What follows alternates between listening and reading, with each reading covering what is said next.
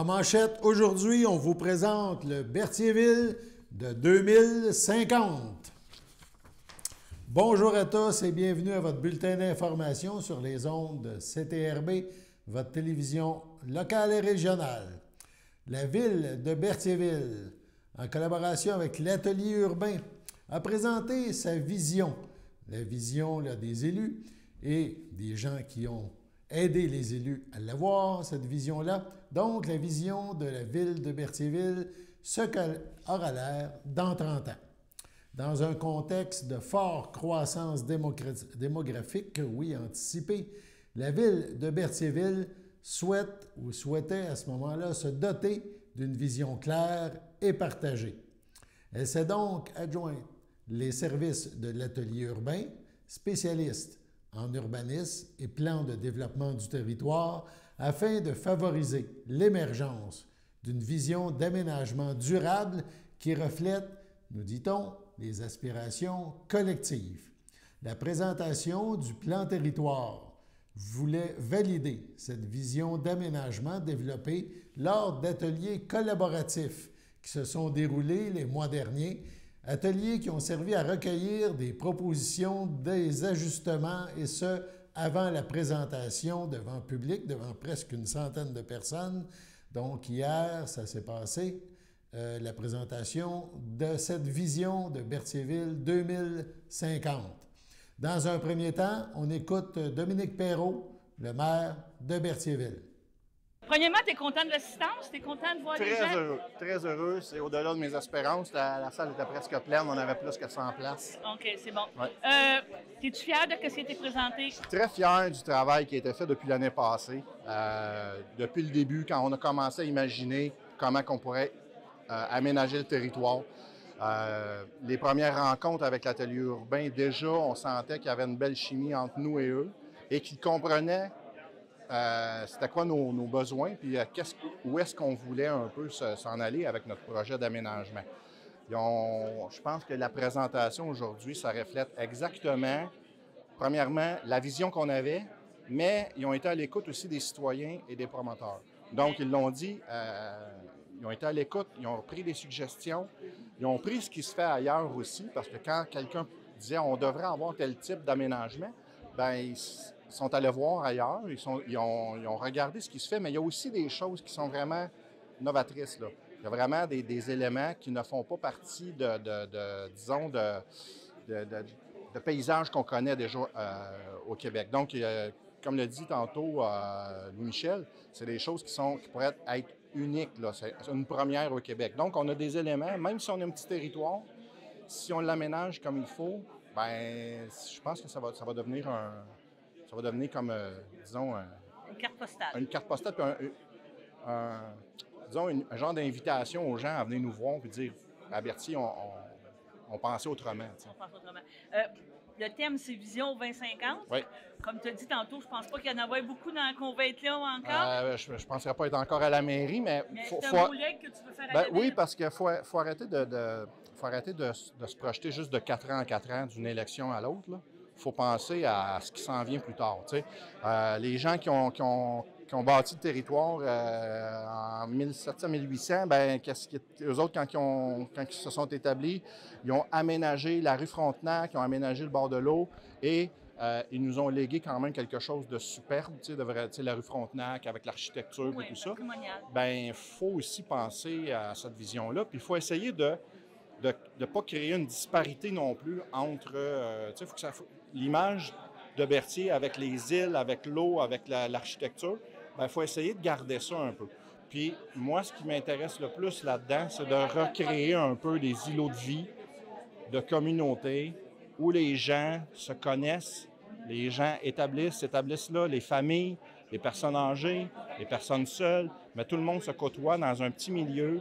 Tu peux aller chercher ta baguette de pain, tu peux aller au dépanneur à pied, en vélo, c'est sécuritaire.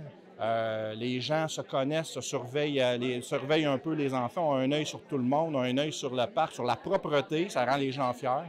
Donc, c'est un petit peu dans cette optique-là. Là, on a eu la présentation ce soir. C'est quoi les prochaines étapes? Parce que là, on parle de plan d'urbanisme, donc il va y avoir des règlements, il va y avoir des choses qui vont se créer, là. Oui, évidemment. Bon, toute la réglementation date de 1989-90. Donc là, on est en 2023. Puis là, on a une suggestion d'aménagement. Et là, il y a des zones qui sont délimitées. Et là, il faut écrire pour chaque zone qu'est-ce qu'on veut avoir, qu'est-ce qu'on veut permettre. Autant l'industriel, le multilogement, les parcs, les quartiers, les espaces verts à aménager, les pistes cyclables. Donc, il faut quand même tout réécrire. Il y a quand même du travail. Là, ce soir, on prend encore des suggestions. Les gens vont dire, avez-vous vu telle affaire à quelque part? Avez-vous pensé? Parce que il peut y avoir des choses qu'on a imaginées, mais que peut-être que techniquement, qu'on doit modifier. Bon, hein, puis des fois, on est mieux à plusieurs à réfléchir puis à avoir les idées de tout le monde. Donc, on prend ça, on prend les idées, l'atelier urbain va retourner à la table puis va nous pondre quelque chose, disons, à partir des suggestions, en délimitant le zonage un peu, en nous suggérant, puis après ça, nous, on va s'asseoir puis on va devoir réécrire. Il y a beaucoup de travail à faire. Donc, présentement, dans le multilogement, on travaille avec le règlement sur les usages conditionnels. Fait que ça demande beaucoup de travail au comité d'urbanisme. Ça demande beaucoup de travail aussi au conseil parce qu'on a souvent des demandes. Il faut comme un peu étudier chaque projet qu'il y a présentement. Mais c'est quand même, je pense que c'est un travail qui est super intéressant. On sait que ça va avoir une valeur incroyable pour les années à venir. Voilà, on passe maintenant à Louis-Michel Fournier de l'Atelier urbain.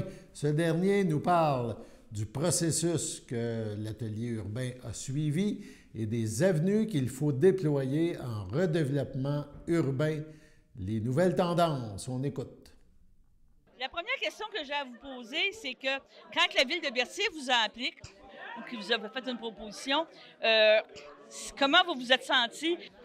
On a été vraiment fascinés. Quand on arrive à Berthier, des fois, peut-être que les gens de Berthier ne s'en rendent pas compte, mais de l'histoire de Berthierville, avec les belles maisons sur le bord du fleuve, les beaux paysages sur les chenals, sur l'archipel aussi, les terres agricoles qui sont encore en culture et on a été impressionnés du potentiel avec tous les terrains qui sont encore dans le territoire urbain, mais non développés.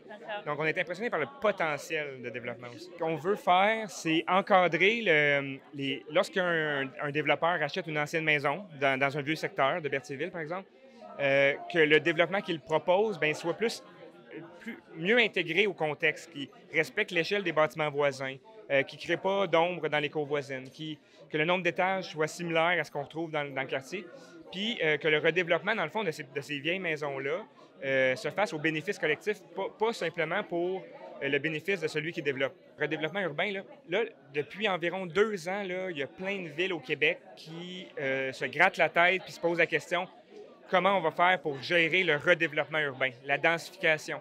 Parce que là, il y a beaucoup de développeurs, il y a beaucoup de potentiel partout là, de redéveloppement. Puis les villes de partout au Québec se demandent comment on va le faire, comment on va permettre au développement de se poursuivre, mais de la bonne façon. Okay. Là, vous avez amené des choses innovantes, des quartiers plus verts. C'est vers vraiment ça qu'on s'en va. C'est qu'est-ce que les gens demandent, c'est qu'est-ce qui va faire que les gens vont revenir à Berthierville. Ce qui est le fun ici, avec la démarche qu'on a faite, c'est que il y a eu plusieurs ateliers. Il y a eu beaucoup d'ateliers avec des citoyens, des développeurs, avec le conseil municipal, avec plein d'acteurs. Puis on leur a demandé, on leur a dit, c'est quoi que vous voulez? C'est quoi qui ferait en sorte que vous... Puis entre autres, d'avoir un endroit paisible, un endroit harmonieux, où ramener des activités aussi à Berthierville pour qu'on puisse avoir des commerces de proximité, etc. C'est toutes des choses qui ont été nommées. Puis effectivement, de mettre en valeur ces éléments-là et aussi le paysage magnifique de Berthierville, puis le fleuve, bien ça, on considère que ça va aider justement à ramener peut-être plus de citoyens à Berthierville. Là, la population de Berthier est presque de 5 000. Qu'est-ce que vous pensez? Avez-vous comme un objectif ou un target de quelque chose que avec vous tout ce qui est proposé sur les panneaux, si tout se développait, là, évidemment, ça ne se développera pas tout, mais si cette vision-là elle se ferait au complet, on peut penser qu'il y ait à peu près presque 2000 nouveaux logements. 2000 nouveaux logements, presque 4000 personnes, à 4 à 5000 qu'on pourrait parler. Donc, doubler presque la population. Oui, d'ici 2050, si tout ça se développait, puis ça ne se développera pas tout, là, il va y avoir des bouts qui vont se développer, puis d'autres non. Mais effectivement, on peut s'attendre à ce qu'il y ait une population qui augmente beaucoup, mais pas jusqu'à doubler, là, mais oui, un 30-40 Un 30-40 Tantôt, vous avez parlé qu'il y a eu beaucoup de participation. Avec Oui. les développeurs, les promoteurs étaient enthousiastes ou... Tu sais, je pose la question plate, là, mais comment était la frustration de dire « tu ne me permettras plus de faire ce qui me tente, moi j'ai l'argent ». Oui, mais c'est un bon point, mais comme on était dans une démarche où on demandait aux gens qu'est-ce qu'ils veulent, on n'était pas dans une démarche où on imposait des idées. OK. Les gens ont participé sans être en mode négatif. Ils étaient plus en mode constructif. OK. Puis autant les développeurs qui veulent développer que les citoyens qui veulent maintenir les qualités qu'ils aiment actuellement. Oui. On réussit à trouver un équilibre. C'est-à-dire qu'on encadre le développement pour rassurer les citoyens actuels, mais on le permet par ailleurs pour rassurer les développeurs aussi. Donc, on trouve un équilibre là-dedans. Là, les prochaines étapes, vous allez faire un rapport final, puis vous, comme me disait M. le maire, comme disait M. Perrault, là, on s'assoit, puis on commence à regarder comment on met ça en œuvre. Comment on met ça en œuvre, les règlements, les choses, une étape à la fois. J'imagine que vous avez une espèce de schéma de Gantt là, qui dit comment ça, par ça, ça, ça. Oui, bien, c'est un bon point, là. C'est-à-dire que là, la prochaine étape, c'est de recueillir les commentaires d'aujourd'hui, de bonifier les propositions d'aménagement, puis le plan d'aménagement du futur Berthierville, le plan territoire de Berthierville. Puis une fois que ces affiches-là vont être finales, bien là, la mise en œuvre va commencer. Là, il va y avoir des règlements modifiés pour s'assurer que les développeurs soient bien encadrés dans leur développement puis que ça se fasse de la bonne façon. Il y a le plan d'urbanisme aussi de la ville à mettre à jour avec le schéma d'aménagement de la MRC. Tout ça va se mettre en branle. Il y a plein d'étapes qui vont se mettre en branle, mais là, au moins, la ville elle va avoir une vision cohérente pour tout son développement futur. Puis même si ça ne se fait pas tout, les petits bouts qui vont se faire, bien, ils vont se faire de manière intelligente. On dit qu'autrement dit, c'est en train de faire un cahier de charges qu'on pourrait dire que les prochaines administrations auront comme un manuel quoi faire, quoi pas faire, puis qu'est-ce qui a répondu. Oui, ça donne une direction à suivre. Puis éventuellement, les prochaines administrations, s'ils veulent changer parce que le contexte économique a changé ou parce qu'ils ont une vision différente, bien, tout ça peut évoluer dans le temps. C'est pas figé, c'est un outil qui est fait pour évoluer. Parfait. Mais au moins, ça donne une direction à suivre. Ouais. Prochainement, sur nos ondes, on vous présentera l'entièreté de cette présentation du Berthierville de 2050. Donc, à suivre. Sur ce, allons à la pause. Chers téléspectateurs, vous êtes cordialement invités le samedi matin dès 9h30 à notre bingo télédiffusé de nos studios de Berthierville. Depuis plusieurs années, nos adeptes de la télévision régionale se sont divisés un montant de 600 $, disponible chaque semaine lors de notre joute de bingo à CTRP. Un amical animateur et ses joyeux compères, dont un technicien et deux bénévoles, partagent tour à tour cette émission dans le but de vous agrémenter durant 60 minutes. Un moment de plaisir qui pourrait s'avérer payant pour vous. Vous pouvez donc vous procurer les cartes de jeu chez les dépositaires participants et j'ai nommé à Berthierville, le dépanneur Formule 1 et le garage Pétroté sur la rue Gilles Villeneuve, le marché IGA Extra sur la rue Gabrielle Brissette, le marché Métro sur la rue Notre-Dame et la pharmacie Proxime sur la rue Frontenac. À Saint-Ignace-de-Loyola, le dépanneur Esso sur la rue de la Traverse et le marché Aldo sur le rang Saint-Michel. C'est donc un rendez-vous hebdomadaire chaque samedi matin dès 9h30 sur les ondes de CTRP, votre télévision régionale et communautaire, maintenant en haute définition. On vous attend donc en grand nombre et toute l'équipe vous souhaite bonne chance. Si vous voulez participer aux activités offertes au groupe d'entraide en santé mentale Berthier-Lavaltrie L'Envol, plusieurs options de transport gratuits vous sont offertes. Le covoiturage, le transport avec un bénévole du CABA ou le transport adapté. Le territoire desservi, Berthier, Saint-Cuthbert, Saint-Norbert, Sainte-Élisabeth, Les Îles, Sainte-Geneviève, Lavaltrie, Lanoraie et Saint-Barthélemy. Contactez-nous pour plus d'informations.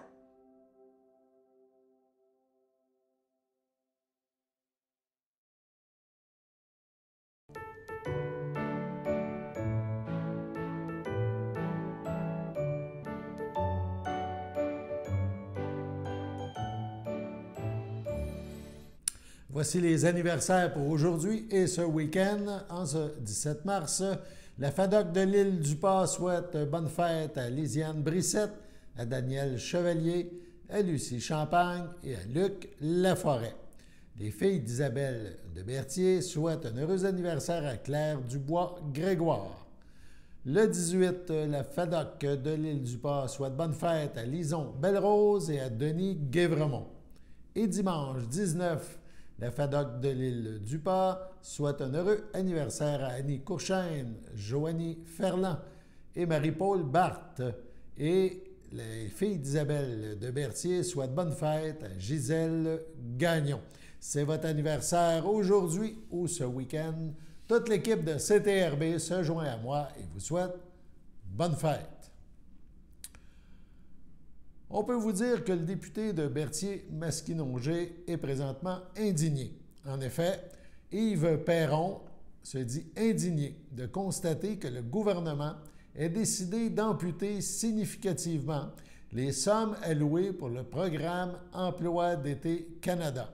Cette coupure de financement, estime le député Perron, arrive à un bien mauvais moment alors que les organismes de la circonscription et les municipalités ont besoin des ressources financières pour engager du personnel pour leurs activités estivales, comme les camps de jour ou les projets ciblés pour les personnes les plus vulnérables dans chaque communauté.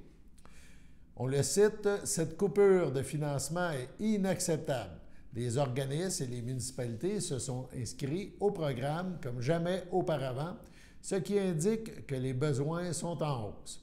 Or, le financement accordé n'arrive pas à couvrir cette demande. Et on sait que dans certains cas, les organismes ne pourront tout simplement pas tenir leurs activités prévues sans ce financement. J'ai fait les calculs et cette année, c'est une diminution des budgets de 34 % à laquelle on assiste. C'est vraiment frustrant, lance Yves Perron, le député de Berthier-Masquinongé. Selon les informations que Louise Chabot, porte-parole du Bloc québécois dans ce dossier, a obtenues auprès du bureau de la ministre des Femmes, de l'Égalité des genres et de la Jeunesse, ces coupures seraient dues à la fin du montant spéciaux ou des montants spéciaux accordés dans le cadre de la pandémie. Le financement serait donc revenu au niveau pré-pandémique, mais sans bénéficier d'une indexation.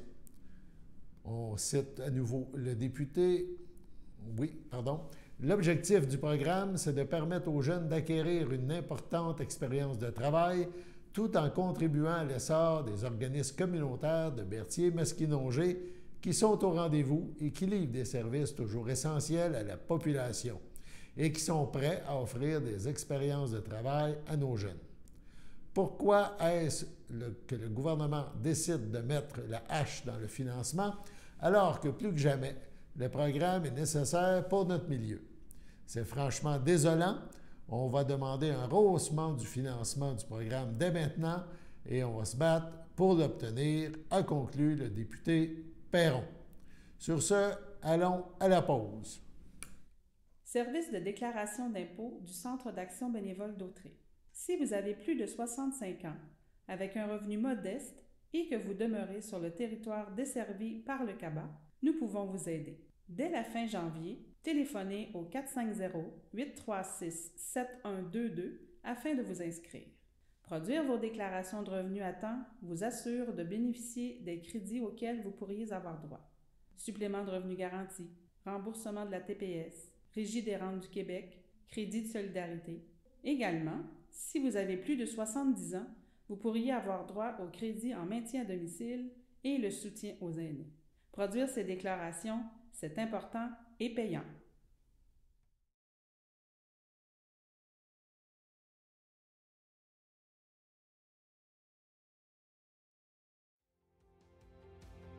Mon nom est Annick Steno, je suis intervenante père aidante à l'Envol depuis bientôt 9 ans. J'anime des ateliers de groupe, j'anime des ateliers rétablissement. J'anime les activités aussi. On offre des activités de conditionnement physique, de marche, du bingo, des jeux de société, des cafés-causeries, des ateliers rétablissement, des formations avec des conférenciers.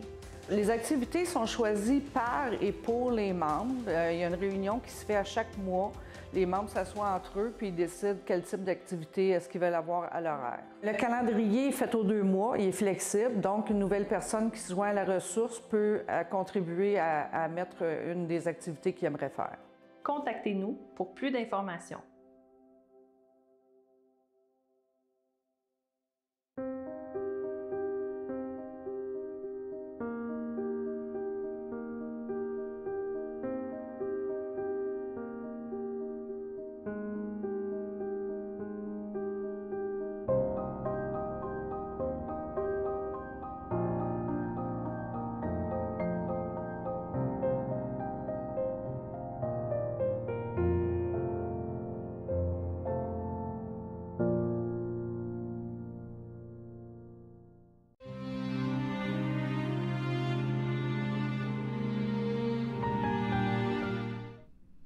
À la maison Adhémar-Dion, le 6 février, à 63 ans, est décédé M. Pierre Lacourse, natif de Saint-Viateur. Lui a précédé Louise et Gisèle. Il laisse dans le deuil son fils Mathieu Lacourse, Mylène Anger, sa petite-fille Laurélie, ses frères et sœurs Roger Lacourse, Réal Lacourse, Lise Ouellette, Bernard Lacourse, Suzanne Courville, Laurent Lacourse, Bertrand Lacourse, Hélène Lacourse, Régent Lacourse, Diane Montreuil, Francine Lacourse, Richard Chrétien, Michel Lacourse, Lynne Roberge, ainsi que Claire Coutu, feu Benoît Allard.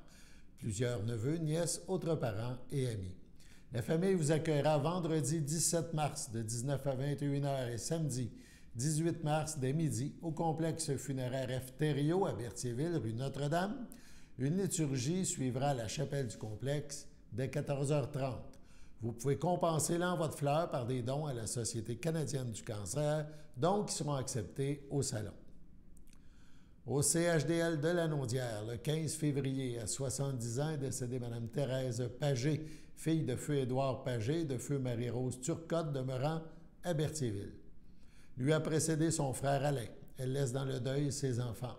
François Laprade, Mélanie Bergeron, Jacinthe Laprade, le père de ses enfants Serge Laprade, Hollande Bianchi, ses petits-enfants Philippe Laprade et Laurie Bergeron, ses sœurs, frères, beaux-frères et belles-sœurs, Louisette Pagé, Annette Caron, feu Michel Pagé, Gisèle Pagé, feu Michel Fernet, Léon Pagé, feu Lise Gladu, Lucie Pagé, Alain Sylvestre, Monique Gravel, feu Pierre Pagé, François Pagé, Joanne Landry, Luc Pagé, Francine Hervieux, le docteur Bernard Denis, Céline Laprade, Jasmin Lacombe, Lise Laprade, Marc Picard, ainsi que plusieurs neveux, nièces, autres parents et amis. La famille vous accueillera dimanche 19 mars dès midi au complexe funéraire Thériault, rue Notre-Dame, à Berthierville. Suivra ce même jour une liturgie à la chapelle du complexe à 15 h. Madame Pagé sera inhumée au cimetière de Berthierville à une date ultérieure. Accidentellement, le 22 février à 19 ans, est décédée Justine Rousseau, demeurant à Saint-Cuthbert. Elle laisse dans le deuil son père Guy Rousseau, sa mère Julie Lafortune, Christian Lépine, ses sœurs Élodie Rousseau, Mathieu Lassalle, Brigitte Rousseau, sa demi-sœur Océane Lépine, ses grands-parents maternels Gustave Lafortune, Louise Alain, Jean-Marc Alain, ses tantes et ses oncles Linda Rousseau, François Barrette, Luc Rousseau, Édith Lafortune, Stéphane Soriol, ses cousines et son cousin Alexandra, Amélie, Joseph et Corinne, et autres parents et plusieurs amis. La famille vous accueillera vendredi 24 mars de 19 à 21 h, ainsi que samedi 25 mars de midi à 14 h. Au CHSLD Émile Macduff, le 13 mars dernier, à 95 ans, est décédée Mme Armande Barrette, épouse de feu Marcel Caron, demeurant à Repentigny, mais autrefois de Saint-Barthélemy. Elle laisse dans le deuil ses enfants, Alain Caron, Monica Roussiti, Lynne Caron, Pierre Lonval, ses petits-enfants, Maxime, Olivier, Sabrina, Catherine, Gabriel Alvaro, ses arrière-petits-fils Louis et Louis, sa sœur et ses belles-sœurs, Lise Barrette, Pierre Étier, Réjeanne Coutu, feu Irénée Barrette, Monique Caron, feu Jeanne-Marie Barrette, Marguerite Caron, feu Réal Lamoureux, Lucie Caron et Marie-Berthe Caron, ainsi que plusieurs neveux, nièces, autres parents et amis. Vos témoignages de sympathie peuvent se traduire par des dons à la Société Alzheimer. Des formulaires seront disponibles au salon. La famille vous accueillera vendredi le 31 mars de 19 à 22 h et samedi 1er avril dès 9 h au complexe funéraire Thériault, rue Notre-Dame à Berthierville. Les funérailles auront lieu le samedi 1er avril à 11 h en l'église de Berthierville. Suivra l'inhumation au cimetière de Saint-Barthélemy. À la résidence Le Champêtre de Saint-Ambroise, le 3 mars, à l'âge de 78 ans, est décédé M. Jean-Pierre Dufresne, fils de feu Jules Dufresne et Madeleine Bérard, demeurant à Berthierville, autrefois de Saint-Barthélemy. Il laisse dans le deuil ses enfants, Steve Dufresne, Anne Bellumeur, Nadia Dufresne, ses petits-enfants, Anthony Dufresne, Jacob Dauphin, ses frères et belles-sœurs, Fernand Dufresne, Jocelyne Baudry, Gaston Dufresne, Madeleine Ladouceur, Bernard Dufresne, Manon Savignac, Richard Dufresne, Ginette Bélanger, Normand Dufresne, Jacqueline Simard, Denise Poirier, feu Raymond Dufresne, ainsi que plusieurs neveux, nièces, autres parents et amis. La famille vous accueillera samedi le 1er avril dès 12h30 à l'église de Saint-Barthélemy. Suivront les funérailles à 14 h. M. Dufresne sera inhumé au cimetière de Saint-Barthélemy à une date ultérieure.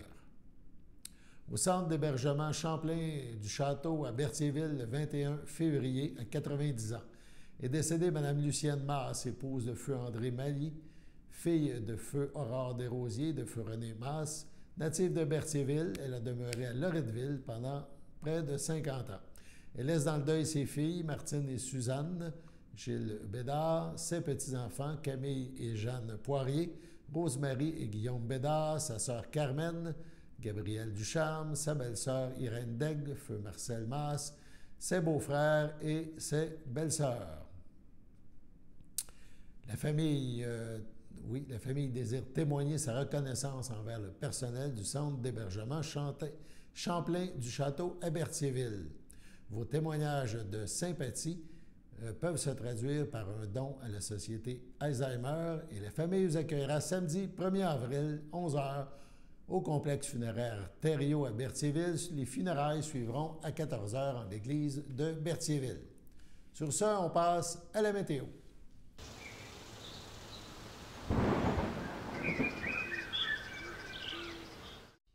Bienvenue à votre météo de cette fin de semaine. Aujourd'hui, vendredi après-midi, ce sera de la pluie et de la neige, une température de 4, un temps ressenti de 0, environ 2 à 4 mm de pluie et moins de 1 cm de neige.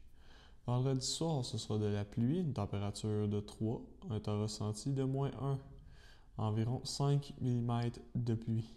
Vendredi nuit, ce sera nuageux avec averse, une température de 0, un temps ressenti de moins 7, moins de 1 mm de pluie.